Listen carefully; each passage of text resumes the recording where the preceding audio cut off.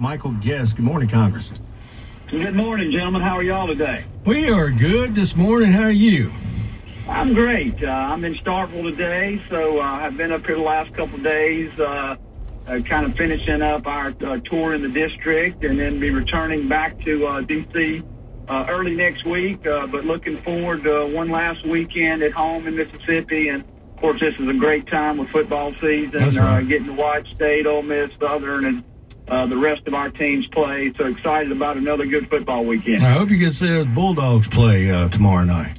Well, I hope that they play well. I was able to watch them last week, right. And excited that they got a victory, and was excited to see State, Ole Miss, and Southern. All three of our major teams were victorious last week, so I hope they can keep the streak alive. We had a good week for Mississippi. All right, well, listen. When does the House reconvene, and what are we looking at when you get back?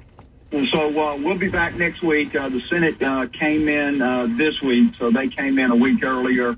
But when we get back, we really got a full plate of legislative issues that we're going to have to address between now and the end of the month, and then others between now and the end of the year.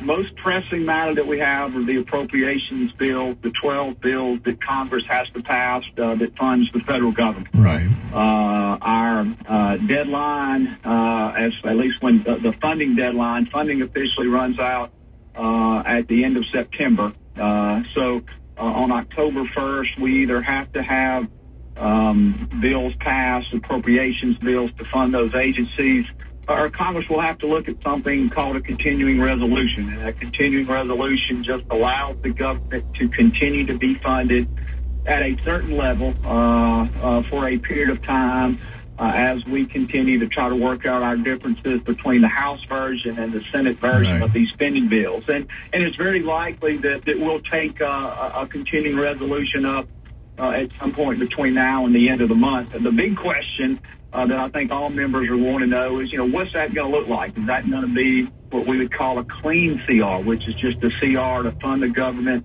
with no other things attached to it? Or will the Senate, the House administration, will they try to attach something such as disaster relief funding? We've seen with the fires in Hawaii, the recent hurricane, the FEMA funding balance for disaster relief continues to drop. I think that would be something that would probably have widespread support.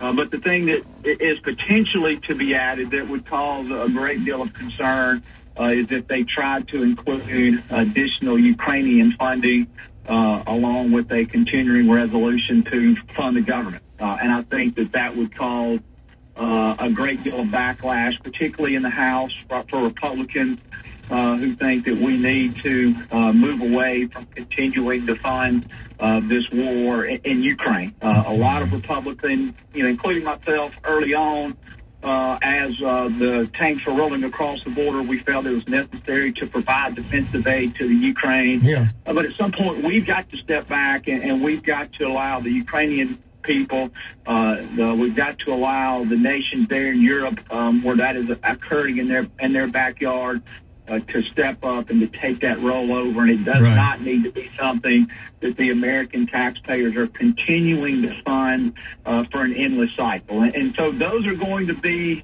the issues we're going to be facing as it relates to government funding. You also have legislation separate and apart. We've got to work out the National Defense Authorization Act. The House and Senate must come to some compromise as to what that language is going to look like so that we can continue to fund and support the military. We have to reauthorize the FAA at some point between now and the end of the year. We have the Farm Bill, which is important to Mississippi being a rural agriculture state.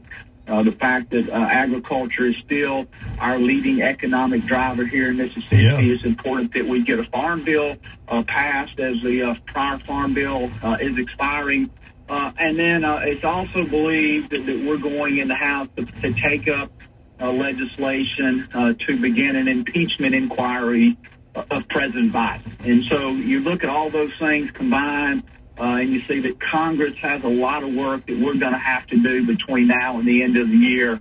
Those are all very important pieces of legislation, and they're all really must-pass pieces of legislation that we've got to work and we've got to get right, and we've got to get those passed before we go home at the end of the year for our Christmas recess. Well, when it comes to funding, does it feel very divided between the Senate and the House, between Republican and Democrat, or does it? Do you feel like there are places to work? Yeah,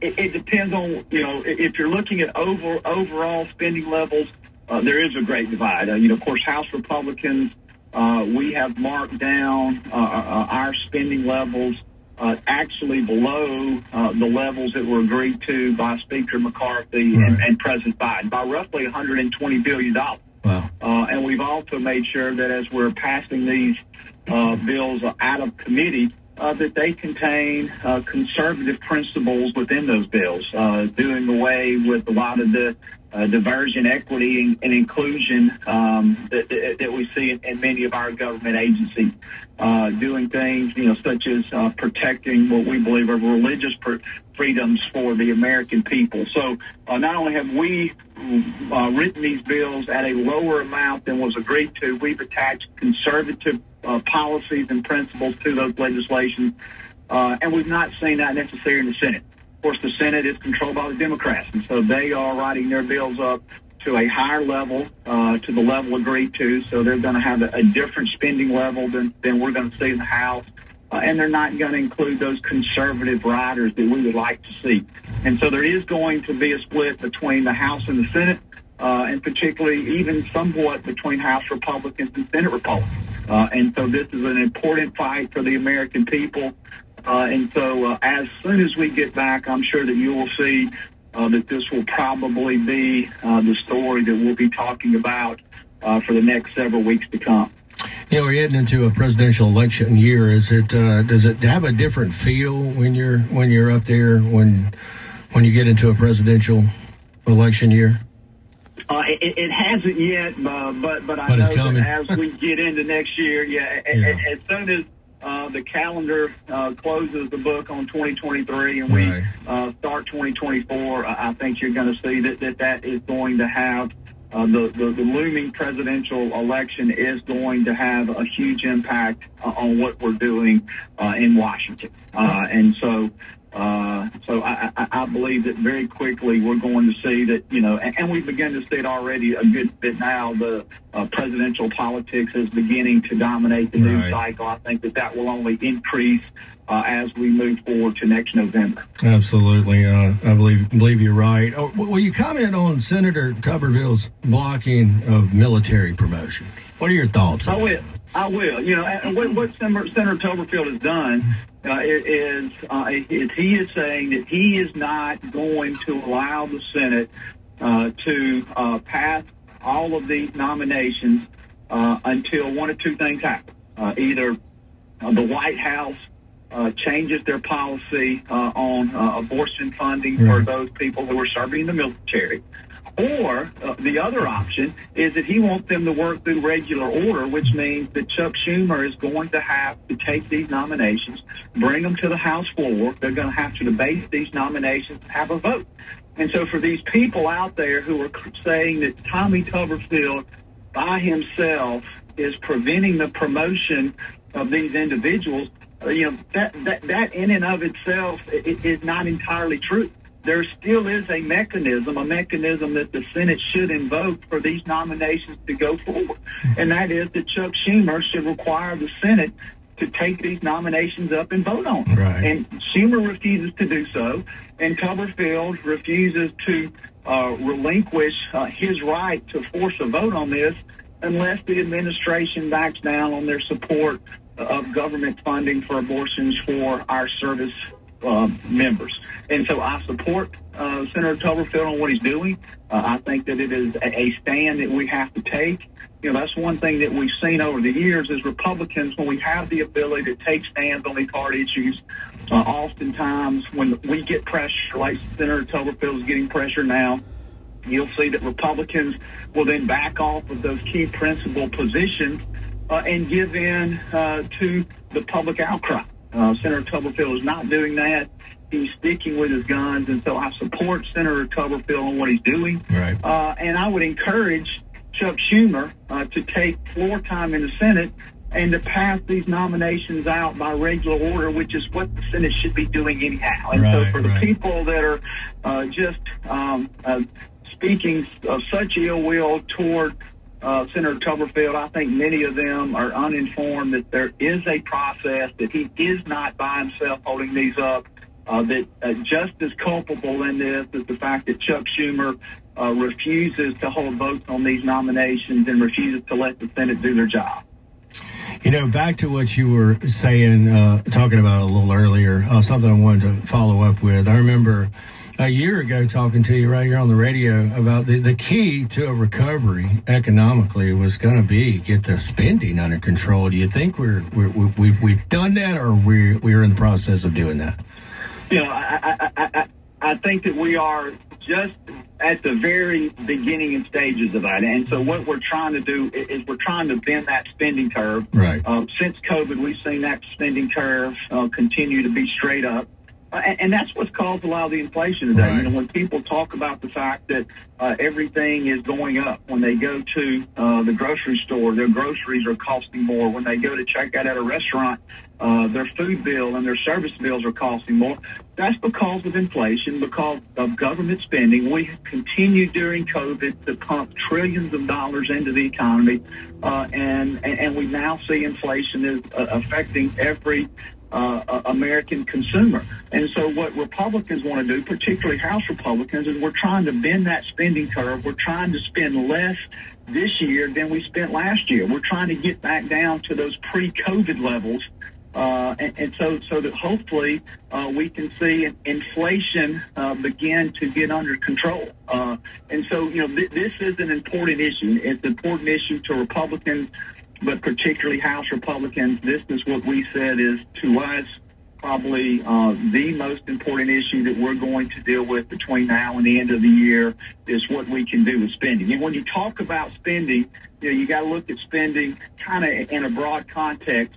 There's discretionary spending and mandatory spending. Right. And so most of the spending by the federal government is mandatory spending. It's spending that Congress does not appropriate. Things such as Social Security, Medicare, Medicaid take up, just in round figures, about 67% of our spending. Okay. Then you throw in service on the national debt, our debt service, which has gone up with interest rates going up.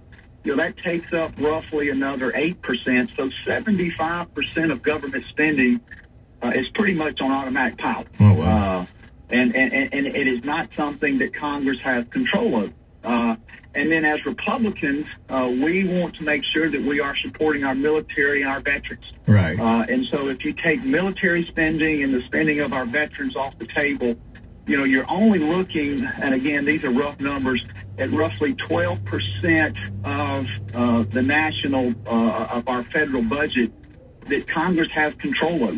Oh. So you've got a small amount of spending that Congress can make changes to impact the trajectory of that spending curve. And so in some cases, you see certain programs are going to have to take deep spending cuts if we're going to be able, again, to bend that curve and be able to start spending less every year instead of spending more. And I think that's the key. We've got to start spending less.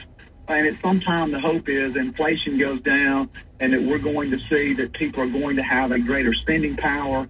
And the long-term goal would be to see a reduction in taxes so that people can put more money in their pocket. And so those are all Republican goals, but those are things that are going to take time for us to be able to accomplish. All right, Congressman, last question. You've always been a big proponent of safe and secure borders. What is the latest on our borders? What we've seen is it's pretty much the status quo. As much as Republicans have tried to bring to light the problem on the border, we still see that this administration is taking no action to secure those. I was hopeful that maybe that we will see some of our Democrat mayors, particularly the mayor of New York, recently was very forthcoming with the fact that with the immigrants that they are seeing in New York and the impact that it's having on their community, and again, they're only having a tiny fraction of what we see the number of immigrants coming across into Texas and Arizona and other places. But it's going to take Democrats in these communities who are going to have to call out President Biden, call attention to this problem. If we're going to be able to do anything, we're going to continue to message on it. We're going to continue to go to the border. We're going to continue to use where we can budgetary restraints to force the administration to act. But every time Republicans do something, this administration seeks to push back and undermine all the efforts that we're making to try to secure the border. And then one last thing, I know we're running out of time, but just something I think your listeners will be interested in. We are constantly doing what we can to make sure that we are supporting our military men and women over in East Mississippi. One of the key missions over in Meridian is the refueling wing there, the 186th. And just this week, I was on a call with the Assistant Secretary of the Air Force, Dr. Chaudhry, talking to him about the importance of that mission and really lobbying and advocating as they get ready to replace the tanker fleet at the 186. They fly an aging KC-135, a platform that's been flying for roughly 50 years. The Air Force is in the process of putting out 2 new bases of new tankers, the KC-46s, which are the new state-of-the-art replacement to the KC-135s. And I just want your listeners to know that their delegation, not just me, but Senator Wicker, Senator Cindy Hyde-Smith, and the rest of the congressional delegation, we're all working in lockstep to make sure that we are promoting Meridian and doing our best to make sure that Meridian will be one of the 2 new military installations chosen in the next year to year and a half to house those new tankers. All right. Ladies and gentlemen, Congressman Michael Guest, enjoy the rest of your time in Mississippi. Thank you for being on this morning, and keep up the good work when you get back to D.C. Yes, sir, gentlemen. Thank you so much. Y'all have a great weekend. Look forward to talking to you soon. All right. Take care. Thank you. Congressman Michael Guest, everybody. Good to have him on this morning. And listen, we're going to take a quick break, and we'll be back